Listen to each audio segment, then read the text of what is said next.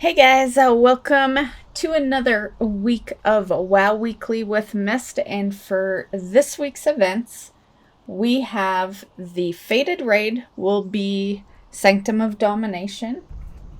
PvP Brawl is going to be Classic Ashron, which is one I've been looking forward to because of my Nemesis kills, so maybe with any luck we can get more progression on my Panda kills, which is basically my last one left. And Arena Skirmish will be the weekly as well. On August 31st, Trial of Style will come back and it will run until September 4th. On Sunday, we'll have Dark Moon Fair, and the final one is Pet Leveling, and I've got dates for both NA and EU here. So, EU, you're going to have it first. It'll be on August 30th, and NA, September 5th. And this is the WOD Pet Leveling. You need a level 3 Garrison, or you can use a Friends. So the first bit of news is that Shadowlands is free for some of you. So if you have had an account in the past and you aren't currently playing and it's been, inactive for a while, you're able to get a free version of Shadowlands, the base edition, and you'll also get a level 50 character boost with that. Also, on the topic of getting some goodies in WoW, there is the Crown of Eternal Winter. If you weren't one of those people that got it when it was on the Blizzard store, a while back, you can get it through Prime Gaming, and you have a long time to redeem it. So if you don't have a Prime account right now, not a huge rush. You have till the 20th. This actually brings up an interesting conversation, though, because we've seen the other two already on the Prime Gaming. So this is the last one, and I thought they were pretty lazy to use the helms because we had access to them, right? I'm curious to see what the next one is going to be. I really hope that it's maybe a mount or a pet that we don't have. For people like myself that are sub to Prime, but also buy things on the shop for Blizzard, these rewards sucked, because some of us had these, and because they're divided into one per month, that was like 3 months of not getting anything. And I just think that this time, maybe everyone can benefit this next, reward. Maybe make it. I really hope they don't just open up Shadowlands for free for everyone, because that's also something we already have. So I would like to see it be something that every WoW player can benefit from. Okay, so some Dragonflight news. I thought we'd start with some cute pets. So the first thing I wanted to mention is this cute, adorable little quest line that happens in Valdrakken. So basically, after thousands of years of neglect, the city is in need of care, and Thalendra will enlist players to help feed Valdrakken's critters. So here is the first 5 that you're going to be helping out.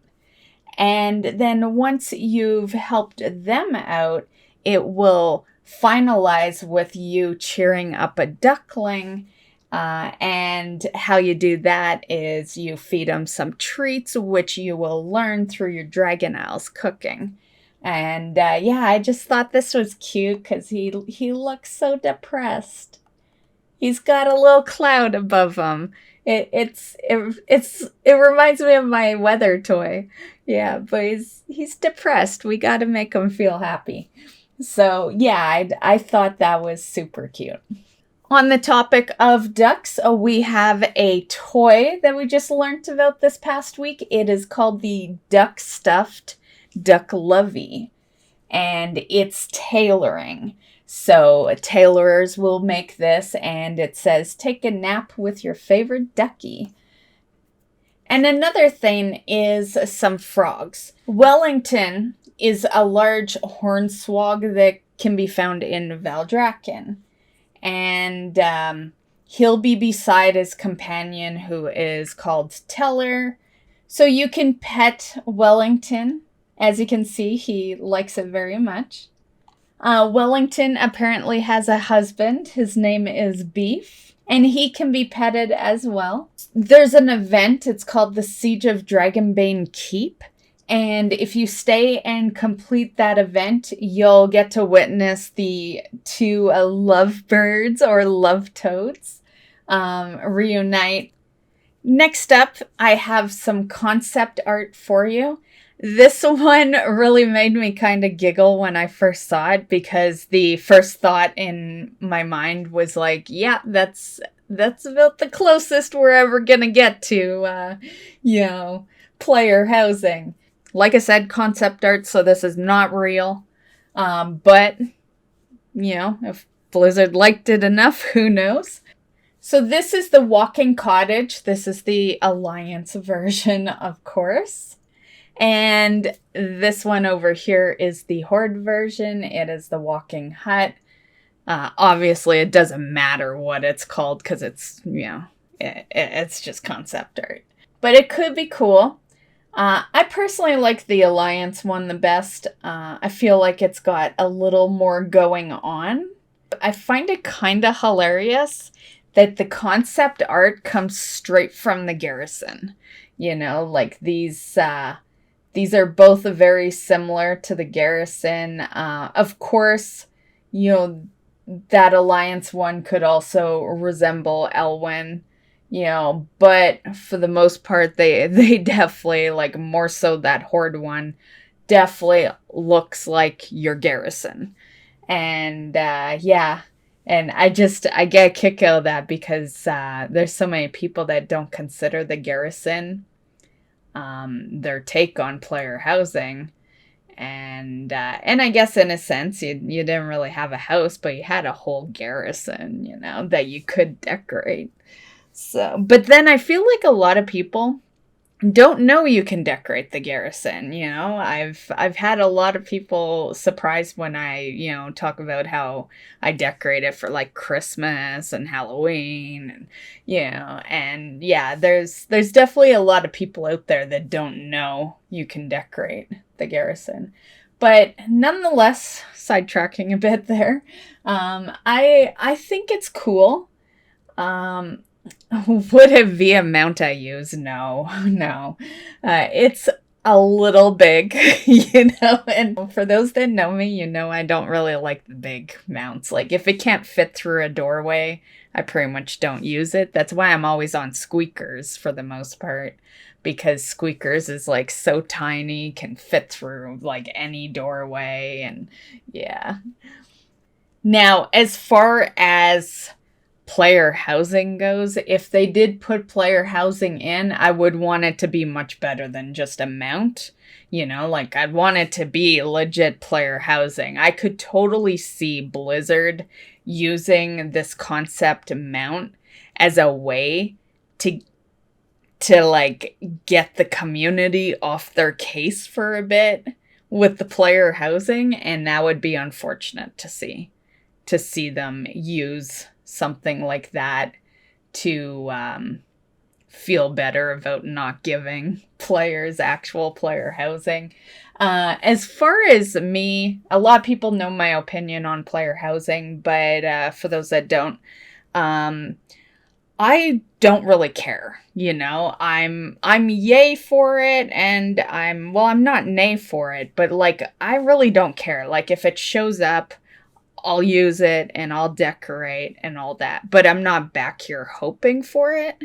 It's just a feature that I'd use if it appeared in the game, but I'm actually fine without it.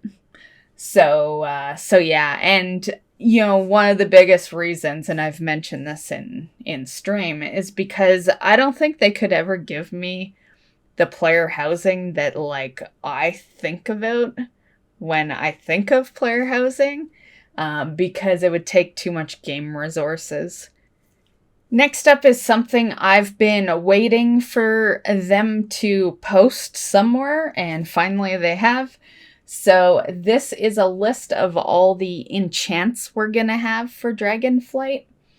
One thing I will say is that I wish we would just get some better bracer enchants.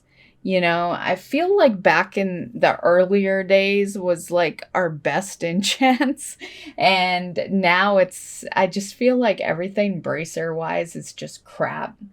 Also, this past week we found out that Evokers will have Bloodlust.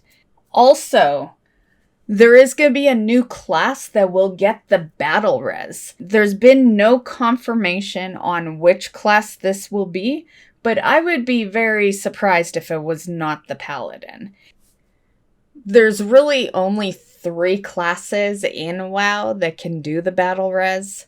The Druid is the most popular choice. We've had the battle res since I can remember. Yeah, it's been a while. The Lock has their own version of a battle res, the Soul Stone, and then there's of course the Death Knight, which means the last time any class came into the picture that had a battle res was Wrath of the Lich King, which makes me wonder if the release of Wrath of the Lich King Classic made them maybe think about adding a battle res to the situation. One of the biggest reasons I think the Paladin would be perfect for it is because it really should be a healer class, because out of all 3 of those battle reses, it's only the Druid that can be a healer having that battle res. It definitely should be a healer. Now, do I think every healer should have it? I don't know. That's an iffy one, because the thing to keep in mind as well is misuse of the battle res. Right now, the glory part of just 3 battle resers and 1 being a healer is that for the most part, they will leave the battle resing to the Druid, you know, unless otherwise noted. The only time I've really ever seen, you know, the other classes like the Lock and the Death Knight use theirs is, well, 2 situations. 1, there are no druids in your group, which you're probably running M+ then, because like the chance that you don't have 1 single druid in a raid team, yeah, highly unlikely. And then the second would be if your druid's dead. Coming from a druid who, you know, mainly DPSs, but I've done a lot of healing. I've been a druid for 18 years. But coming from that perspective, I welcome another healer battle reser, because, you know, it'll lessen a bit of the pressure on the druids, honestly. All the people I've seen in the comments, people, you know, well, what do druids get? It's like, I don't understand that comment, because 1, we have the B-res, you know, we're the most known for it. And 2, it helps us, right? You know, it's, you know, the more people that have that ability, you know, like if all, I don't know, say your druids, death knights, and locks are all dead because you're, you know, fighting a super tough boss, but the boss is at, you know, I don't know, 5%, and there's enough DPS there that you could polish off that fight if you had even 1 battle res, right? And yeah, I think there's nothing wrong with having an additional battle reser. Yeah, more options to be able to save the day, more or less. Also, there was some talk on the cross-faction guilds. Ian did mention this past week that they are working on the tech required for cross-faction guilds, and they're hoping to be kind of done with that before the next expansion. So that's kind of iffy right there.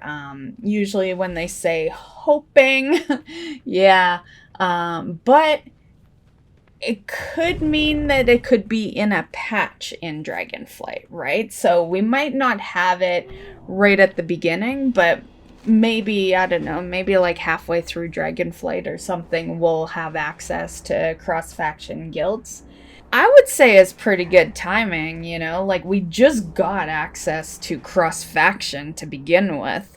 So, really, judging on the time frame that Blizzard usually does stuff, that would be pretty fast, actually. I still find it weird to even team up with the opposite faction for raids and Mythic Plus. And I definitely think it would be weird to have the opposite faction in your guild. Now, with that said, cross-faction has been a blessing, honestly. It's been so much easier to get into M+ groups and raids and all that. Yeah. Honestly, I had taken a break from raiding for a long time, and it was shortly after they added the cross-faction that I started raiding weekly again. So, yeah, it definitely fixed that issue for me anyway. And the last thing I wanted to talk to you about was something I was going to put into last week's WoW Weekly, but it was getting, to a lengthy video, so I chose to save it for this week. And that is the leaks for Dragonflight. So the leaks included the global launch for being set to November 28th, and also D4 pre-purchase being December 8th. If that's actually right for the D4, super hyped. Yeah, that means we're getting closer.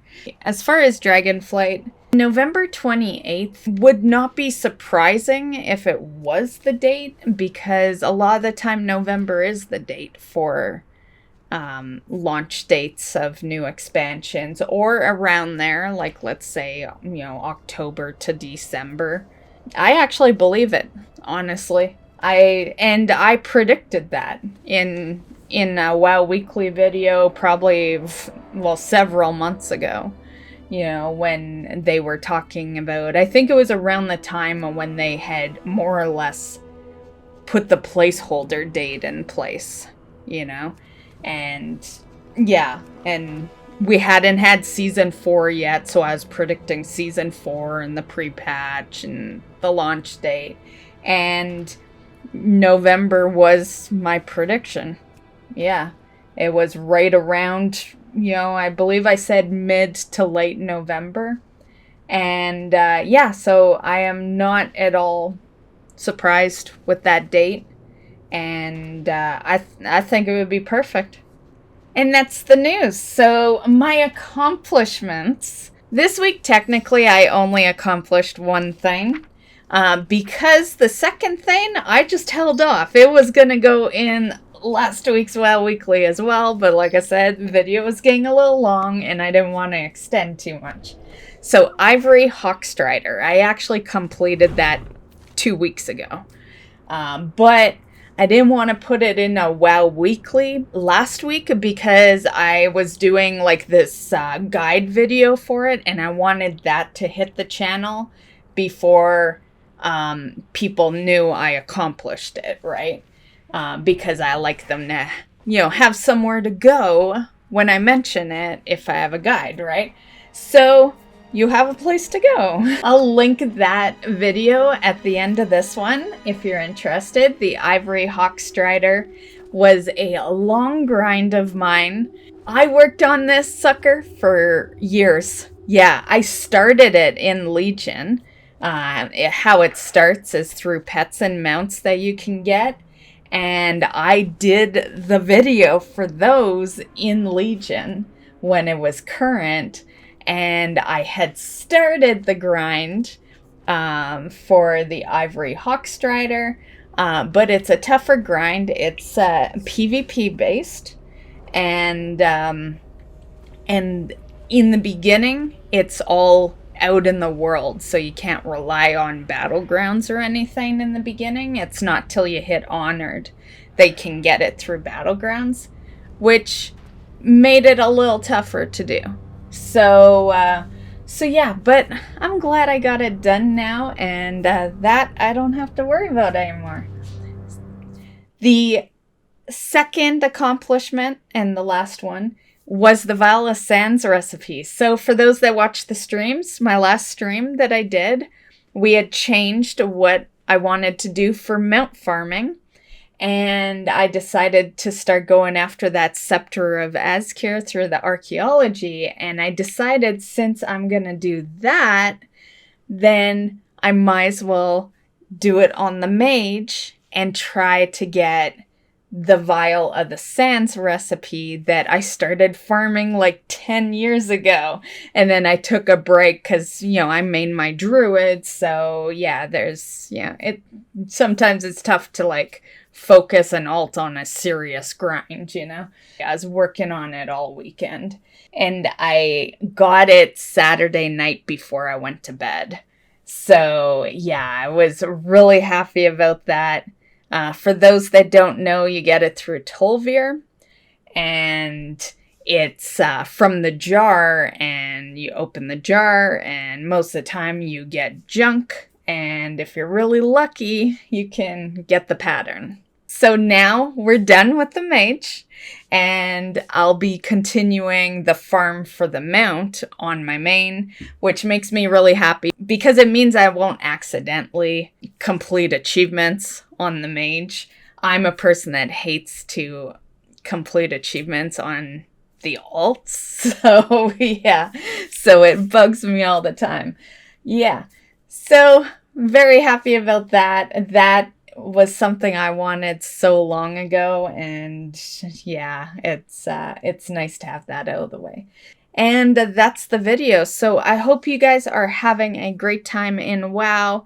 Let me know what your current goals are right now, and more so with a leak being out there, a possibility that we could see Dragonflight in November, near the end. What is it that you want to complete right now? We'll see you in the next one. Bye, guys.